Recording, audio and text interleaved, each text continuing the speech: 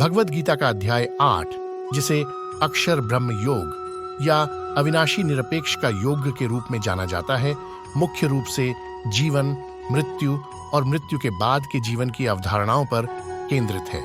यह आत्मा की यात्रा, मृत्यु का समय, मृत्यु के समय, चेतना की स्थिति और परमात्मा तक पहुंचने का मार्ग जैसे विषयों पर प्रकाश डालता है।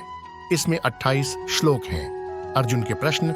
अर्जुन ने अध्याय की शुरुआत कृष्ण से ब्रह्म, सर्वोच्च वास्तविकता, स्वयं, कर्म, क्रिया, भौतिक अभिव्यक्ति, देवताओं, बलिदानों और उन्हें मृत्यु के समय कैसे जाना जा सकता है कि प्रकृति के बारे में पूछकर किया। कृष्ण की परिभाषाएं। कृष्ण बताते हैं कि ब्रह्म अविनाशी और सर्वोच्च वास्तविकता है।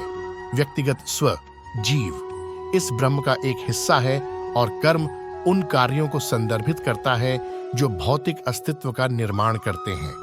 नाशवान भौतिक शरीर भौतिक अभिव्यक्ति है, देवता दिव्य प्राणी हैं और बलिदान इन प्राणियों को दी जाने वाली भेंट है। मृत्यु का समय। कृष्ण कहते हैं कि मृत्यु के समय विचार और चेतना उस स्थिति को निर्धारित करते हैं जिसे व्यक्ति अगले जीवन में प्राप्त करेगा। यदि कोई मृत्यु के समय कृष्ण को याद करता है तो वह उनके दिव्य धाम तक पहुंच जाएगा। योग का अभ्यास।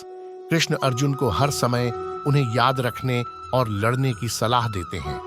दृढ़ मन से योगाभ्यास करके, परमात्मा पर ध्यान केंद्रित करके व्यक्ति परम दिव्य व्यक्तित्व तक पहुंच सकता है। सर्वोच्च पर ध्यान।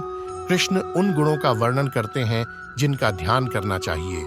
सर्वोच्च सत्ता जो शाश्वत, सर्वज्ञ, सभी का नियंत्रक, सबसे छोटे से भी छोटा, हर चीज का पालन करता, सूर्य की तरह स्वयं प्रकाशमान है, भौतिक प्रकृति से परे।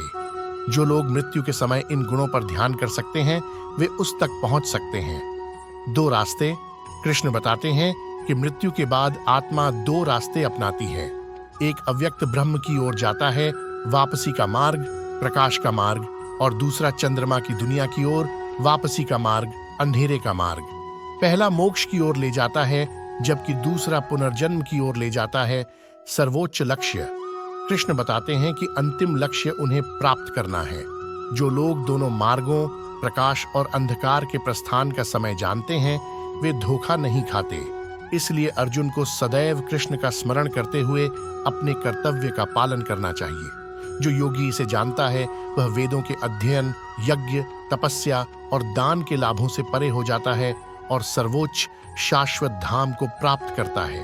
अंत में भगवद गीता का अध्याय 8 जीवन, मृत्यु, आत्मा की यात्रा और मानव जीवन के अंतिम लक्ष्य की गहन समझ प्रस्तुत करता है। अध्याय मृत्यु के समय परमात्मा को याद करने, योग के अभ्यास और परमात्मा के ज्ञान के महत्व पर जोर देता है। ये मृत्यु के बाद आत्मा द्वारा अपनाए जाने वाले 2 रास्तों के बारे में भी जानकारी प्रदान करता है, जो या तो मुक्ति या पुनर्जन्म की ओर ले जाता है और सर्वोच्च दिव्य व्यक्तित्व को प्राप्त करने के अंतिम लक्ष्य पर जोर देता है।